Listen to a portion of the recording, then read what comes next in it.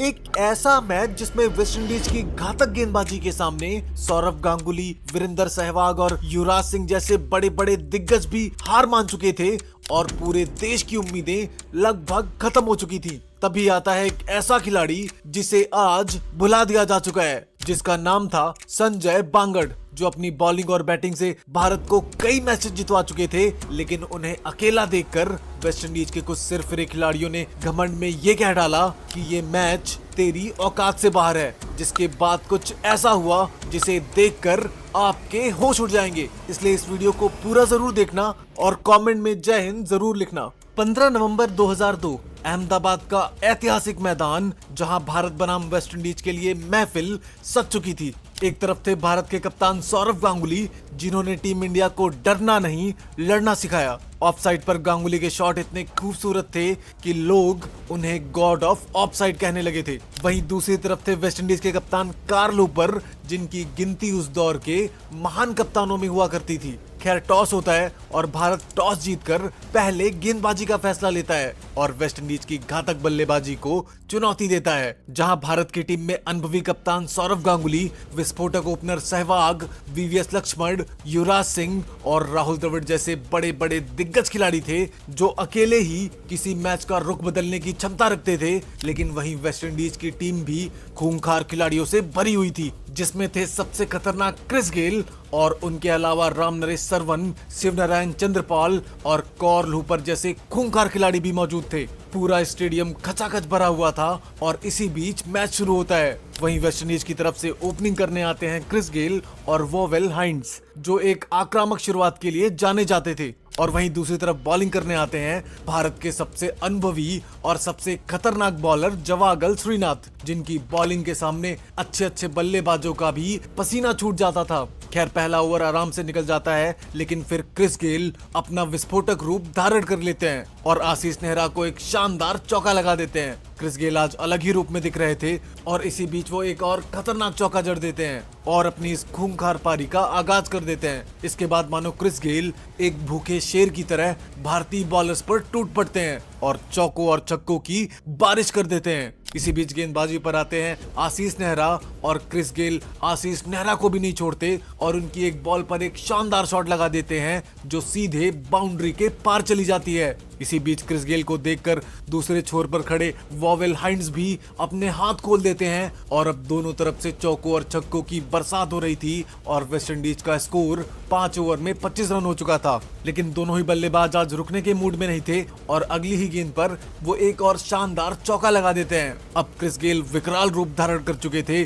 और एक के बाद एक चौका लगाकर भारत की हालत पूरी तरह खराब कर देते हैं। ऐसा लग रहा था मानो वेस्टइंडीज इस मैच में एक तरफा बढ़त बना लेगी, लेकिन असली खेल तो अभी बाकी था। उसी ओवर में क्रिस गेल 4 चौके और 1 छक्का जड़कर मैच का रुख वेस्टइंडीज की तरफ कर देते हैं और अब चारों तरफ सन्नाटा छाया हुआ था। वेस्टइंडीज की इस ओपनिंग जोड़ी का भारत के गेंदबाजों के पास मानो कोई जवाब ही नहीं था और पूरी भारतीय टीम बेबस दिख रही थी। वहीं दूसरी तरफ दोनों ही बल्लेबाज अपनी टीम का स्कोर कार्ड तेजी की रफ्तार से आगे बढ़ा रहे थे। इसी बीच एक बार फिर से आशीष नेहरा अपना अगला ओवर लेकर आते हैं, लेकिन अब की बार वोवेल हाइंड्स एक गगनचुंबी छक्का लगा देते हैं, जिसके बाद मानो दोनों ही बल्लेबाजों का बैट अब आग उगल रहा था। खैर, अगली गेंद पर वो एक और शानदार चौका लगा देते हैं और अब रनों की रफ्तार रुकने का नाम नहीं ले रही थी। वहीं दूसरी तरफ क्रिस गेल अपना विस्फोटक अर्धशतक पूरा कर लेते हैं और वो भी सिर्फ 30 गेंदों में, जिसे देखकर पूरी भारतीय टीम के होश उड़ गए, क्योंकि उस दौर में इतना तेज खेलना कोई आम बात नहीं थी। ऐसा लग रहा था मानो किसी भी भारतीय गेंदबाज के पास इन दोनों बल्लेबाजों का कोई जवाब ना हो। इसी बीच अब 50 पूरी करने के बाद मानो दोनों ही बल्लेबाज बस चौकों और छक्कों में ही बात कर रहे थे और लगातार चौकों और छक्कों की बौछार हो रही थी। और उस दौर के सबसे महान गेंदबाज जवागल श्रीनाथ के इस ओवर में 5 बॉलों में ही 15 रन आ चुके थे और यहाँ तक सभी को लग रहा था कि वेस्टइंडीज ये मैच एक तरफा जीतने वाली है। तभी जवागल श्रीनाथ अपनी आखिरी गेंद लेकर आते हैं, जो इतनी सटीक थी कि वोवेल हाइंड्स उसे सही से कनेक्ट नहीं कर पाते हैं और गेंद सीधे राहुल द्रविड़ के हाथों में चली जाती है और इस तरह आखिरकार भारत को अपनी पहली सफलता मिल जाती है, जिसके बाद पूरी भारतीय टीम में खुशी का माहौल छा जाता है। और इसी बीच बैटिंग करने आते हैं मार्लन सैमुअल्स। खैर मैच आगे बढ़ता है और क्रिस गेल एक हल्का शॉट खेलते हैं जो सीधे फील्डर के पास जा पहुंचती है और दूसरे एंड पर खड़े मार्लन सैमुअल्स रन आउट हो जाते हैं, जिसके बाद भारतीय टीम फिर से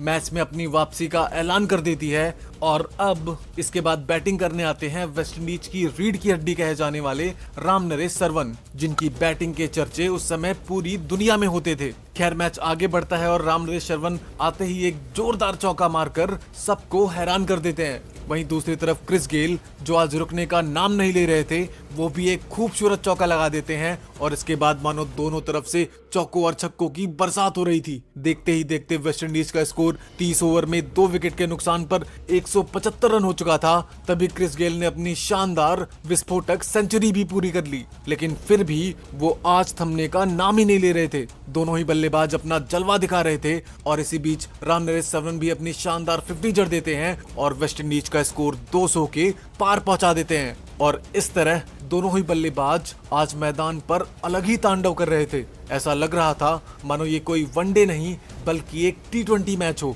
क्रिस गेल एक भूखे दानव की तरह भारतीय बॉलर्स पर झपट पड़ते हैं और वो अब तक 140 रन बना चुके थे। लेकिन इसी बीच बॉलिंग करने आते हैं वीरेंद्र सहवाग, जो एक शानदार बॉल पर क्रिस गेल को गलत शॉट खेलने के लिए मजबूर कर देते हैं, जिसके बाद क्रिस गेल की इस विस्फोटक पारी का अंत हो जाता है और वेस्टइंडीज का स्कोर 238 रन पर 4 विकेट हो जाता है। अब सिर्फ आखिरी 10 ओवर ही बचे थे और तभी बैटिंग करने आते हैं शिवनारायण चंद्रपॉल। जी हाँ, वही बल्लेबाज जिसकी बैटिंग स्टाइल हम सभी लोगों ने बचपन में कम से कम एक बार जरूर कॉपी की है। दूसरी तरफ रामनरेश सरवन अपनी खतरनाक बैटिंग को जारी रखते हैं और एक शानदार चौका लगा देते हैं, लेकिन तभी वीरेंद्र सहवाग ने एक शानदार बॉल पर उन्हें फंसा लिया, पर फील्डर से वो कैच छूट जाता है और उसके बाद वेस्टइंडीज का स्कोर 250 रन के पार चला जाता है। इसी बीच बॉलिंग करने आते हैं हरभजन सिंह, जिनकी एक खतरनाक गेंद पर चंद्रपॉल अपना विकेट गंवा देते हैं और जिसके बाद भारतीय टीम का उत्साह अलग ही लेवल पर पहुंच जाता है। और अब इसके बाद बैटिंग करने आता है कप्तान कार्ल हूपर, जिसके बाद दोनों तरफ से फिर से रनों की बौछार हो रही थी और आज दोनों रुकने का नाम नहीं ले रहे थे। देखते ही देखते वेस्टइंडीज का स्कोर 300 रन के पार जा चुका था और अभी भी कुछ ओवर बाकी थे। खैर अंतिम ओवर में कार्ल हूपर काफी बेहतरीन चौके लगाकर भारतीय टीम को 325 रन जैसा विशाल लक्ष्य देते हैं, जो उस जमाने में नामुमकिन था, और वो भी वेस्टइंडीज की गेंदबाजी के सामने, जिनकी टीम में एक से बढ़कर एक शानदार घातक गेंदबाज मौजूद थे, जैसे Mervyn Dillon, Pedro Collins, Carl Hooper, Vasbert Drakes. ये गेंदबाज किसी भी टीम को अपने सामने टिकने नहीं देते थे। लेकिन वहीं दूसरी तरफ जिस टीम में अनुभवी लेजेंड सौरव गांगुली हो, विस्फोटक ओपनर सहवाग हो और द वॉल कहे जाने वाले राहुल द्रविड़ जैसे बल्लेबाज हो, उस टीम के सामने बड़े से बड़े लक्ष्य भी बौने दिखते थे। और इस तरह इस मैच का असली रोमांच अभी बाकी था। 325 रनों के जवाब में भारत की जवाबी कार्रवाई शुरू होती है और भारत की तरफ से ओपनिंग करने आते हैं क्रिकेट के दादा सौरव गांगुली, जिन्होंने अपने करियर में 11,000 से ज्यादा रन और लगभग 22 शतक लगाए थे। और वहीं दूसरी तरफ थे भारत के विस्फोटक खिलाड़ी वीरेंद्र सहवाग, जो एक ऐसे बल्लेबाज थे जो क्रीज पर आते ही मैच का रुख बदल देते थे। वहीं दूसरी तरफ बॉलिंग करने आते हैं वेस्टइंडीज के सबसे भरोसेमंद खिलाड़ी मरवन ढिल्लन, जो एक ऐसे गेंदबाज थे जो अपनी पेस और एग्रेशन से अच्छे बल्लेबाजों को परेशान कर देते थे। खैर मैच शुरू होता है और शुरुआत में ही वीरेंद्र सहवाग अपने इरादे साफ जाहिर कर देते हैं और पहले ओवर की तीसरी बॉल पर एक शानदार चौका लगा देते हैं। सबको लग रहा था कि वीरेंद्र सहवाग आज मैच जिताकर ही मानेंगे, लेकिन होता कुछ और ही है। अगली ही गेंद पर मरवन ढिल्लन एक ऐसी खतरनाक बॉल डालते हैं जिसको वीरेंद्र सहवाग सही से खेल नहीं पाते और अपना विकेट गंवा बैठते हैं। इतने बड़े लक्ष्य का पीछा करती भारतीय टीम पहले ही ओवर में अपना कीमती विकेट खो देती है, जो भारत को बहुत महंगा पड़ने वाला था। यहाँ से सबको यही लग रहा था कि अब ये मैच एक तरफा होने वाला है, लेकिन तभी बैटिंग करने आते हैं वीवीएस लक्ष्मण, जो एक क्लासी काम बल्लेबाज थे, जो कि मुश्किल समय में भी मैच जिताने की क्षमता रखते थे। खैर मैच शुरू होता है और कप्तान सौरव गांगुली एक शानदार चौका मारकर वेस्टइंडीज को उसकी औकात दिखा देते हैं। फिर दादा को देखकर वीवीएस लक्ष्मण भी एक खूबसूरत चौका जड़ते हैं और वही ओवर की आखिरी बॉल पर सौरव गांगुली एक ऐसा शानदार चौका लगाते हैं जिसे देखकर पूरी वेस्टइंडीज की टीम कांप उठती है। और अब भारत का स्कोर 3 ओवर में 22 रन हो चुका था। इसी बीच बॉलिंग करने आते हैं वेस्टइंडीज के सबसे घातक गेंदबाजों में से एक पेड्रो कॉलिंस, जो एक खतरनाक बॉल डालते हैं जिस पर वीवीएस लक्ष्मण के बैट का एज लग जाता है, लेकिन क्रिस गेल वो कैच छोड़ देते हैं। इस घटना के बाद क्रिस गेल बहुत पछताते हैं क्योंकि वो जानते थे कि ये विकेट कितना जरूरी था और उनकी ये गलती कितनी ज्यादा महंगी पड़ने वाली है। खैर मैच आगे बढ़ता है और बॉलिंग करने आते हैं एक बार फिर से मरवन ढिल्लन, जो एक बार फिर से शानदार बॉल फेंकते हैं जिस पर सौरव गांगुली एक शॉट लगाने की कोशिश करते हैं, लेकिन बाउंड्री पर फील्डर एक बहुत ही शानदार कैच पकड़ता है। हालांकि ये कैच बिल्कुल भी क्लीन नहीं दिख रहा था और फिर अंपायर के बाउंड्री चेक करने पर पता चला कि फील्डर का पैर बाउंड्री से टच हो गया था और इस तरह कप्तान सौरव गांगुली को एक जीवन दान मिल जाता है और साथ ही एक चौका भी।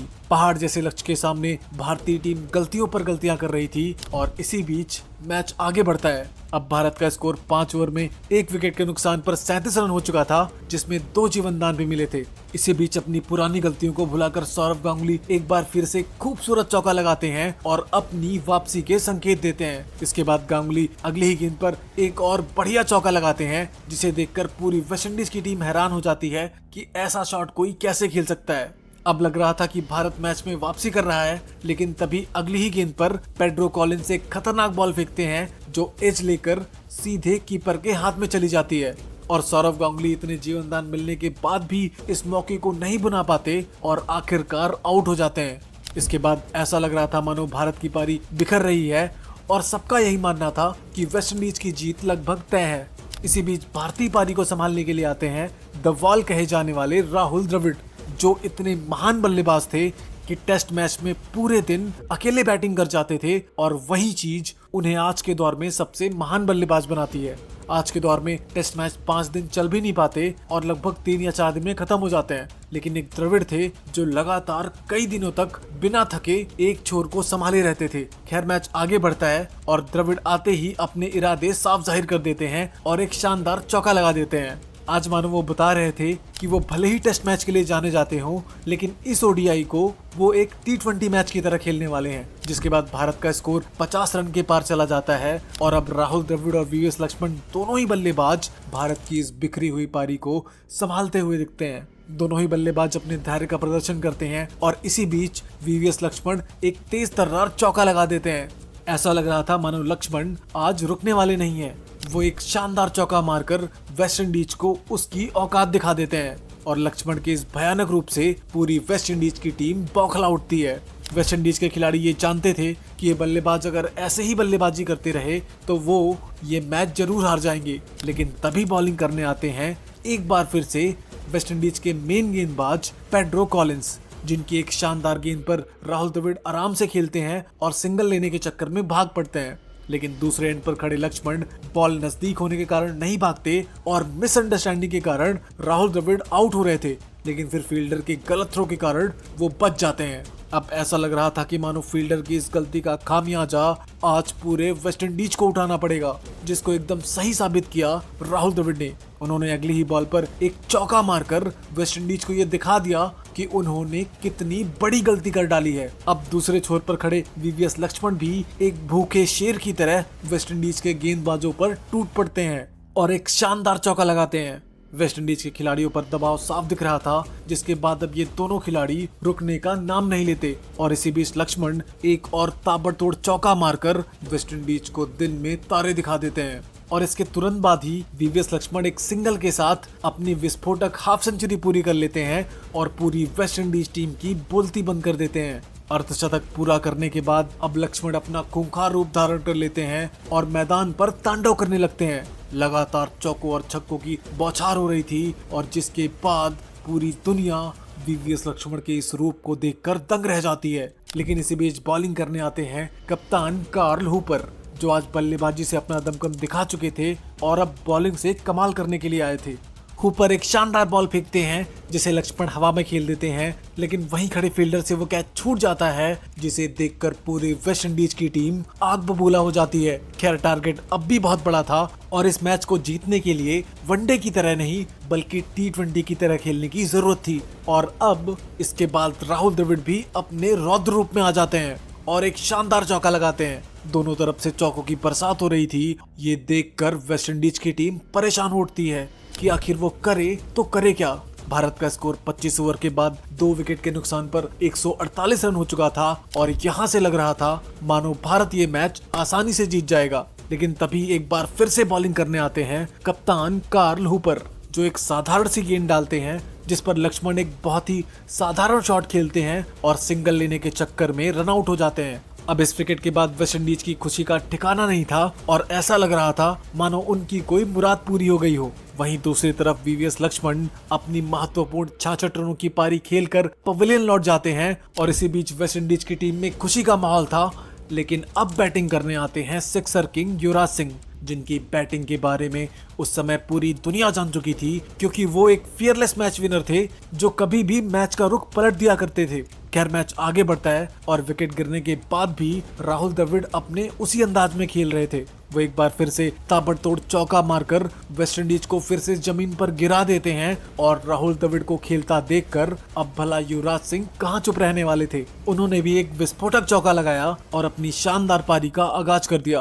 देखते ही देखते भारत का स्कोर 200 के पार जा चुका था, लेकिन अभी भी लक्ष्य बहुत दूर था। 33 ओवर हो चुके थे और अब इसके बाद बॉलिंग करने आते हैं मर्विन ढिल्लन, जिनकी बॉल पर युवराज सिंह एक ऐसा गगनचुंबी छक्का लगाते हैं जिसे देखकर पूरी वेस्टइंडीज की टीम भौचक्का रह जाती है। दोनों भूखे शेर की तरह वेस्टइंडीज पर हमला कर रहे थे और इसी बीच मर्विन ढिल्लन अपनी अगली गेंद लेकर आते हैं, जिस पर युवराज सिंह एक बार फिर से हवा में शॉट खेलते हैं, जिसे कप्तान कार्ल हूपर शानदार तरीके से पकड़ लेते हैं और युवराज सिंह को पवेलियन का रास्ता दिखाते हैं। अब वेस्टइंडीज के खिलाड़ियों का आत्मविश्वास 7वें आसमान पर था, और हो भी क्यों ना, क्योंकि ये एक बहुत बड़ा विकेट था। खैर मैच आगे बढ़ता है और अब बैटिंग करने आते हैं भारत के अनुभवी बल्लेबाज मोहम्मद कैफ, जिन्होंने भारत के लिए कई मैच विनिंग इनिंग खेली थी और आज भी भारत को उनसे उसी प्रदर्शन की उम्मीद थी। वहीं दूसरी तरफ राहुल द्रविड़ रुकने का नाम नहीं ले रहे थे और वो एक शानदार चौका जड़ देते हैं। वहीं द्रविड़ को देखकर मोहम्मद कैफ भी शॉट मारने के चक्कर में अपना विकेट गंवा बैठते हैं।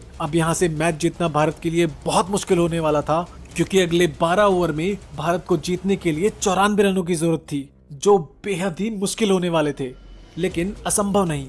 भारत को आज एक चमत्कार की जरूरत थी और इसी बीच बैटिंग करने आते हैं भारत के सबसे भरोसेमंद ऑलराउंडर खिलाड़ियों में से एक संजय बांगड़, जो एक ऐसे खिलाड़ी और टीम मैन थे जो मुश्किल परिस्थितियों में चुपचाप अपना काम करते थे और इसीलिए वो क्रिकेट के सबसे सम्मानित नामों में से एक थे। खैर मैच आगे बढ़ता है और संजय बांगड़ आते ही एक खूबसूरत शॉट खेलते हैं, जिसे देखकर पूरी वेस्टइंडीज की टीम दंग रह गई थी। उनको लग रहा था कि वो इस मैच को जीत चुके हैं और अब भारत के पास कोई भी बल्लेबाज नहीं है। लेकिन आज संजय बांगड़ जो करने वाले थे, पूरी दुनिया उससे अनजान थी और इसके बाद अगली ही गेंद पर एक और शानदार चौका लगाकर संजय बांगड़ अपनी इस तूफानी पारी का विस्फोटक अंदाज में आगाज करते हैं। वहीं दूसरी तरफ राहुल द्रविड़ को भी एक पार्टनर मिल गया था जो उनके साथ चौकों और छक्कों की बौछार कर सके। लेकिन इसी बीच बॉलिंग करने आते हैं वेस्बर्ट ड्रेक्स, जो उस समय वेस्टइंडीज के सबसे भरोसेमंद खिलाड़ियों में से एक थे और पहली ही गेंद पर वो एक सटीक यॉर्कर मारते हैं, जिस पर संजय बांगड़ फंस जरूर जाते हैं और बॉलर अपील करता है, लेकिन अंपायर इसे नॉट आउट करार देता है। इसके बाद गेंदबाज स्लेजिंग करते हुए संजय बांगड़ से कहता है कि ये मैच तेरी औकात से बाहर है। लेकिन भारत का बब्बर सिर संजय बांगड़ भला धमकियों से कहां डरने वाला था। इसका बदला लेते हुए अगली ही गेंद पर संजय बांगड़ एक तूफानी चौका लगाकर बॉलर को उसकी औकात दिखा देते हैं और देखते ही देखते भारत का स्कोर अब 250 के पार जा चुका था। लेकिन लक्ष्य अभी भी बहुत दूर था,